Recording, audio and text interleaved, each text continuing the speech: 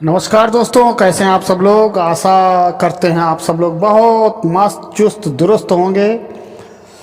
और सुप्रभात, कैसे हैं। और आज नए साल का जो है दूसरा महीना यानी 2 फरवरी है।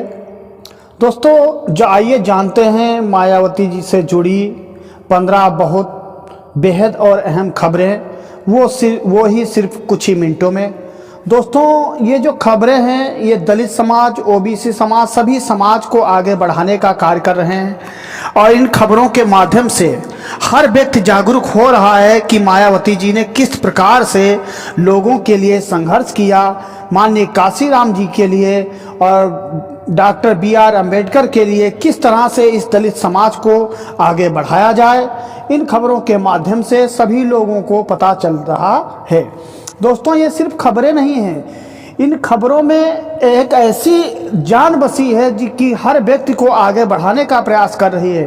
दोस्तों, ये खबरें सिर्फ कुछ ही मिनटों की हैं और आज मायावती जी ने एक ऐसा चौंकाने वाला ऐलान किया है। वह ऐलान आपको वीडियो के बिल्कुल आखिरी में देखने को मिलेगा, इसलिए आप वीडियो को शुरू से आखिरी तक अवश्य देखें। दोस्तों, जिससे विपक्षी दलों में जो ऐलान हुआ है उसके विपक्षी दलों में बहुत बड़ा कोहराम मच गया है। वो सोचते हैं कि जब मायावती जी इतनी जो है मजबूती के साथ मैदान में उतरेंगी तो हमारा क्या होगा, यानी कि कुछ ना कुछ विपक्षी दलों की वोट कटेगी और सीट भी निकल के सामने आएंगी। क्योंकि मायावती जी ने जो भी कार्य किए वो सराहनीय कार्य थे, आप सभी लोग जानते हैं और आपको हम सदैव आगे को प्रेरित करते रहेंगे। दोस्तों, हमारी खबर आपको रोजाना सुबह 8 बजे को देखने सुनने को मिलेंगी। हमारी कभी भी खबर को सुनना ना भूलें। अगर आपको कोई हमारी खबर बहुत अच्छी लगे तो आप कमेंट बॉक्स में एक बार जरूर लिखें कि सर आपकी जो है वीडियो बहुत अच्छी लगती हैं। और दोस्तों, यदि हमारी खबर अच्छी लगे तो अपने दोस्तों के व्हाट्सएप, इंस्टाग्राम, फेसबुक पर शेयर करना ना भूलें। चलो शुरू करते हैं आज की पहली खबर, सुनिए। आइए बढ़ते हैं पहली बड़ी खबर की ओर, जो सीधे तौर पर कल पेश हुए केंद्र सरकार के आम बजट 2026 और उस पर बहन मायावती जी की पैनी नज़र से जुड़ी हुई है। आज सुबह लखनऊ में मीडिया को संबोधित करते हुए बसपा सुप्रीमो मायावती जी ने केंद्र सरकार के बजट पर कड़ी आपत्ति जताई और इसे केवल आंकड़ों की बाजीगरी करार दिया। उन्होंने कहा कि वित्त मंत्री द्वारा पेश किया गया ये बजट गरीबों, मजदूरों, दलितों और पिछड़ों की उम्मीदों पर पूरी तरह पानी फेरने वाला है।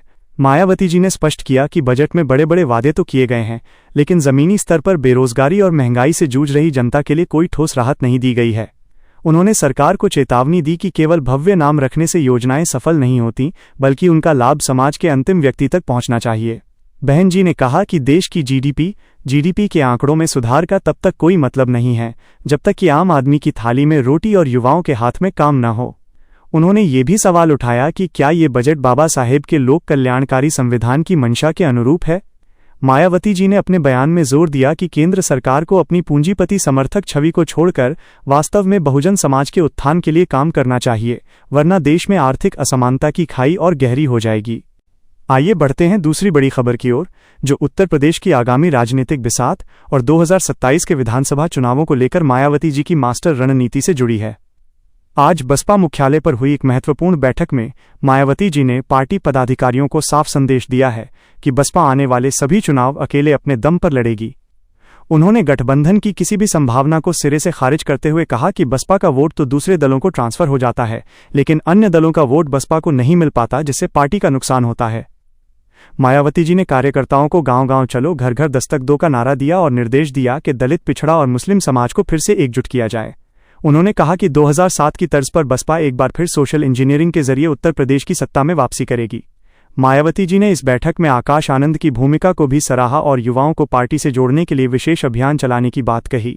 उन्होंने कहा कि विपक्षी दल जनता को गुमराह कर रहे हैं, लेकिन बसपा का कार्यकर्ता जमीन पर जाकर सच्चाई बताएगा।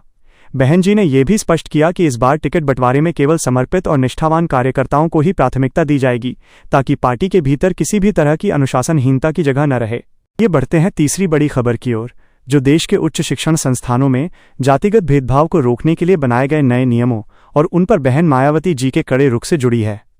हाल ही में यूजीसी द्वारा जारी इक्विटी रेगुलेशंस 2026 को लेकर मचे घमासान के बीच मायावती जी ने आज स्पष्ट किया है कि बहुजन समाज के छात्रों के साथ परिसरों में होने वाला अन्याय अब बर्दाश्त नहीं किया जाएगा। उन्होंने उच्चतम न्यायालय द्वारा इन नियमों पर लगाए गए स्टे को उचित बताते हुए कहा कि सरकार को ऐसे संवेदनशील नियम लागू करने से पहले सभी पक्षों को विश्वास में लेना चाहिए था। मायावती जी ने जोर देकर कहा कि शिक्षण संस्थानों में दलित, पिछड़े और आदिवासी छात्रों को मानसिक और सामाजिक उत्पीड़न का सामना करना पड़ता है, जिसे रोकने के लिए सख्त कानून जरूरी हैं, लेकिन इसमें पारदर्शिता भी अनिवार्य है। उन्होंने मांग की है कि जांच समितियों में निष्पक्षता सुनिश्चित करने के लिए सभी वर्गों का उचित प्रतिनिधित्व हो, ताकि न्याय के सिद्धांतों का उल्लंघन न हो। बहन जी ने दलित और ओबीसी छात्रों को सतर्क रहने की सलाह दी है कि वे स्वार्थी नेताओं के बहकावे में न आएं, जो इस मुद्दे का राजनीतिकरण कर रहे हैं। उन्होंने साफ कहा कि बसपा हमेशा से कैंपस में समानता और भाईचारे की पक्षधर रही है और वो इस लड़ाई को संसद से सड़क तक लड़ने के लिए तैयार है। आइए बढ़ते हैं चौथी बड़ी खबर की ओर, जो उत्तर प्रदेश की कानून व्यवस्था और दलितों पर हो रहे कथित अत्याचारों के खिलाफ मायावती जी के आक्रामक तेवर को दर्शाती है। आज जारी एक बयान में मायावती जी ने उत्तर प्रदेश की वर्तमान सरकार पर तीखा हमला बोलते हुए कहा कि प्रदेश में अपराधियों के हौसले बुलंद हैं और खासकर कमजोर वर्गों की सुरक्षा भगवान भरोसे है।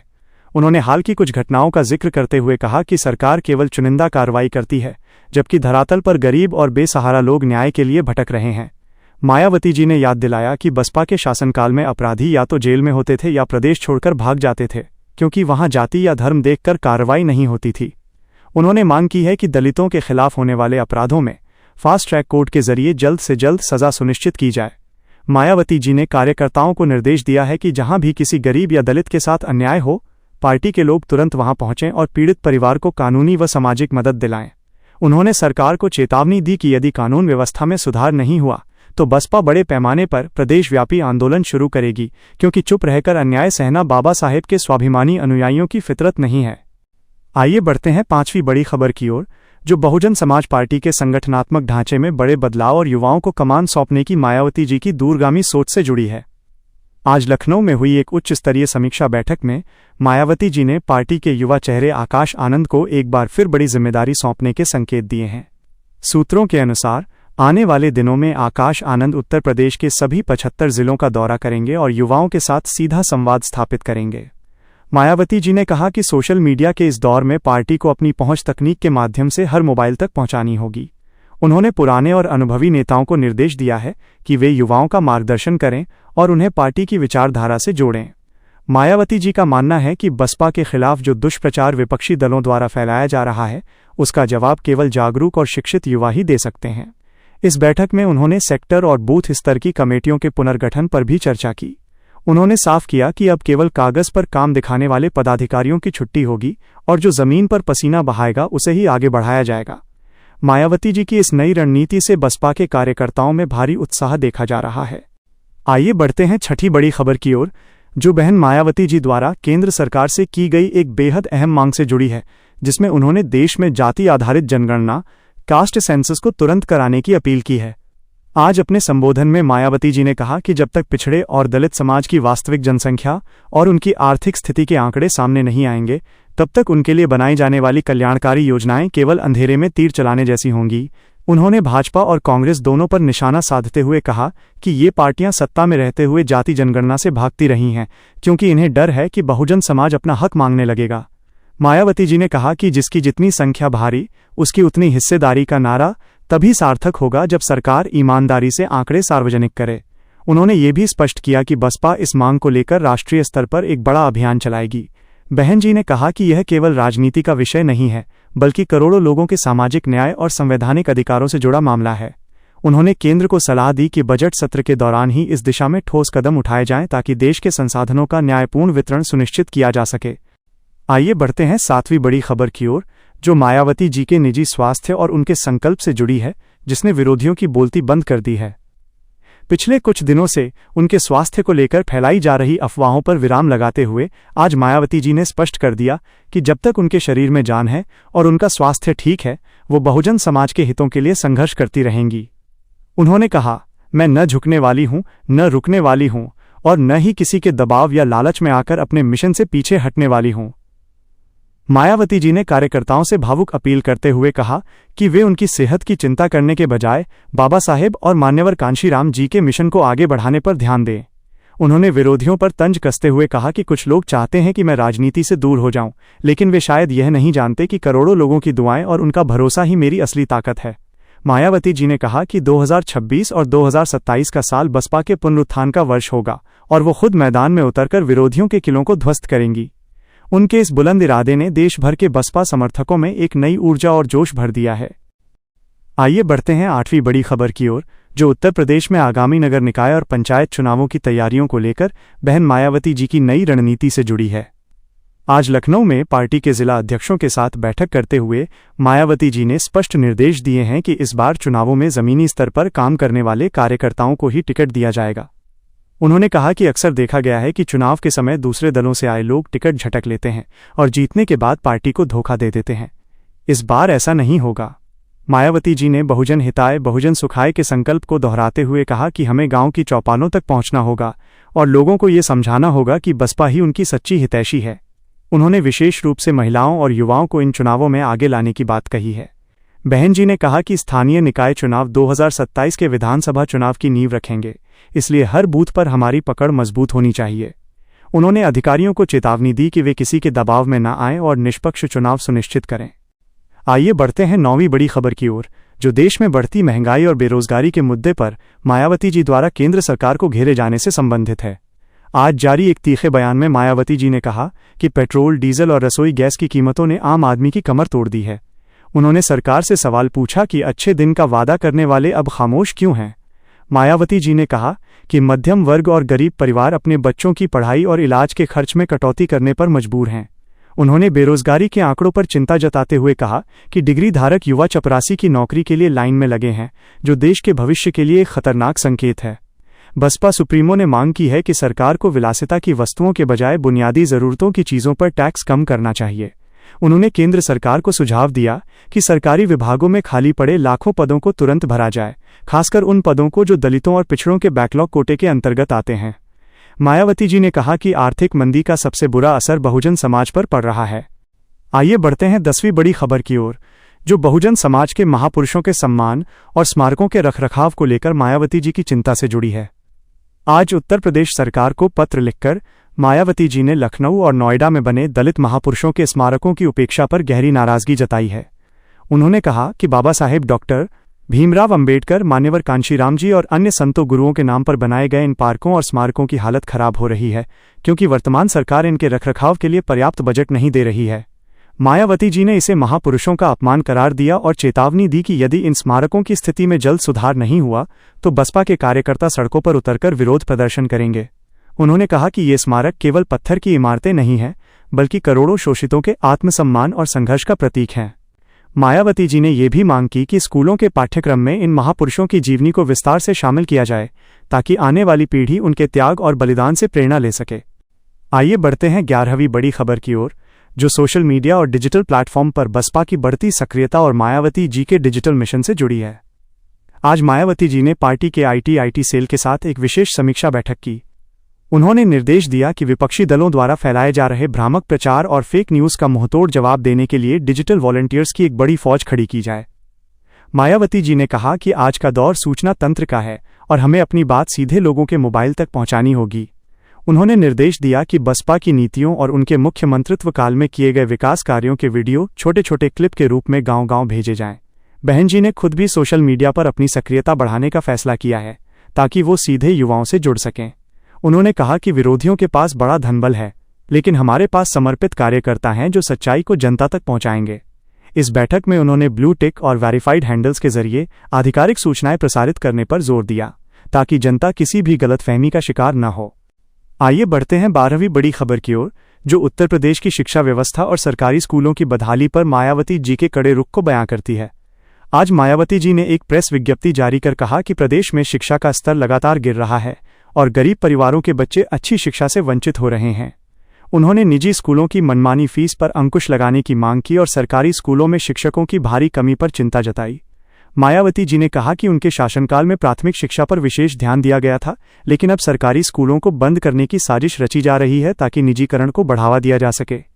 उन्होंने मांग की है कि हर जिले में सर्वजन हिताय के सिद्धांत पर आधारित मॉडल स्कूल खोले जाएं, जहां गरीब बच्चों को मुफ्त और गुणवत्तापूर्ण शिक्षा मिल सके। मायावती जी ने यह भी कहा कि मिड डे मील योजना में हो रहे भ्रष्टाचार की उच्च स्तरीय जांच होनी चाहिए, क्योंकि ये बच्चों के पोषण से जुड़ा मामला है। आइए बढ़ते हैं 13वीं बड़ी खबर की ओर, जो बहुजन समाज पार्टी के अंतर्राष्ट्रीय स्तर पर विस्तार और विदेशों में बसे भारतीय दलित समुदाय के साथ बहन मायावती जी के जुड़ाव को लेकर है। आज मायावती जी ने वीडियो कॉन्फ्रेंसिंग के माध्यम से ग्लोबल बहुजन अलायंस के प्रतिनिधियों से संवाद किया। उन्होंने कहा कि बाबा साहेब का संदेश अब केवल भारत तक सीमित नहीं है, बल्कि पूरी दुनिया में जहां भी असमानता है वहां लोग उनके विचारों से प्रेरणा ले रहे हैं। मायावती जी ने विदेशों में रह रहे दलित और पिछड़ा वर्ग के लोगों से अपील की है कि वे अपनी जड़ों को न भूलें और भारत में चल रहे सामाजिक परिवर्तन के आंदोलन में अपना मानसिक और वैचारिक सहयोग दें। उन्होंने अमेरिका और यूरोप के विश्वविद्यालयों में दलित छात्रों के साथ होने वाले भेदभाव की खबरों पर चिंता जताई और केंद्र सरकार से मांग की कि वो अंतर्राष्ट्रीय मंचों पर इन मुद्दों को मजबूती से उठाए। बहन जी ने कहा कि बसपा का उद्देश्य केवल राजनीतिक सत्ता प्राप्त करना नहीं है, बल्कि पूरी दुनिया में मानवतावादी सोच को बढ़ावा देना है। उन्होंने घोषणा की कि बसपा जल्द ही प्रवासी भारतीयों के लिए एक विशेष विंग का गठन करेगी। आइए बढ़ते हैं 14वीं बड़ी खबर की ओर, जो उत्तर प्रदेश के किसानों की समस्याओं और आवारा पशुओं के मुद्दे पर मायावती जी द्वारा सरकार को घेरे जाने से जुड़ी है। आज लखनऊ में मीडिया से बात करते हुए मायावती जी ने कहा कि प्रदेश का किसान आज दोहरी मार झेल रहा है। एक तरफ उसे अपनी फसलों का उचित दाम नहीं मिल रहा, तो दूसरी तरफ आवारा पशु रात भर जागकर बचाई गई फसलों को तबाह कर रहे हैं। उन्होंने सरकार की गौशाला नीति को पूरी तरह विफल बताते हुए कहा कि कागजों पर तो करोड़ों खर्च हो रहे हैं, लेकिन हकीकत में गायें सड़कों पर हैं और किसान खेतों में पहरेदारी करने को मजबूर हैं। मायावती जी ने मांग की है कि किसानों को आवारा पशुओं द्वारा किए गए नुकसान का उचित मुआवजा दिया जाए और हर ब्लॉक स्तर पर आधुनिक गौशालाओं का निर्माण कराया जाए। उन्होंने ये भी कहा कि बिजली की बढ़ती दरों और सिंचाई की समस्याओं ने खेती को घाटे का सौदा बना दिया है। बहन जी ने याद दिलाया कि उनके शासनकाल में किसानों का बकाया गन्ना भुगतान समय पर होता था। आइए बढ़ते हैं 15वीं बड़ी खबर की ओर, जो आज की सबसे बड़ी और ऐतिहासिक खबर है। आज मायावती जी ने एक क्रांतिकारी घोषणा करते हुए बहुजन अधिकार रथ यात्रा शुरू करने का निर्णय लिया है। यह रथ यात्रा पूरे देश के हर उस जिले से होकर गुजरेगी जहां दलितों और पिछड़ों की आबादी अधिक है। लेकिन सबसे चौंकाने वाली बात यह है कि इस यात्रा का नेतृत्व खुद मायावती जी जमीनी स्तर पर करेंगी। उन्होंने फैसला लिया है कि वो खुद गांवों में जाकर लोगों के घरों में रुकेंगी और उनके साथ भोजन कर उनकी वास्तविक स्थिति का जायजा लेंगी। राजनीतिक विश्लेषकों का मानना है कि मायावती जी का ये कदम सीधे तौर पर जनता से जुड़ने की एक ऐसी कोशिश है जो आने वाले समय में देश की राजनीति की दिशा बदल देगी। मायावती जी ने कहा कि अब समय आ गया है कि हम महलों से निकलकर झोपड़ियों तक पहुंचें और उन लोगों को जगाएं जिन्हें विपक्षी दल केवल वोट बैंक समझते हैं।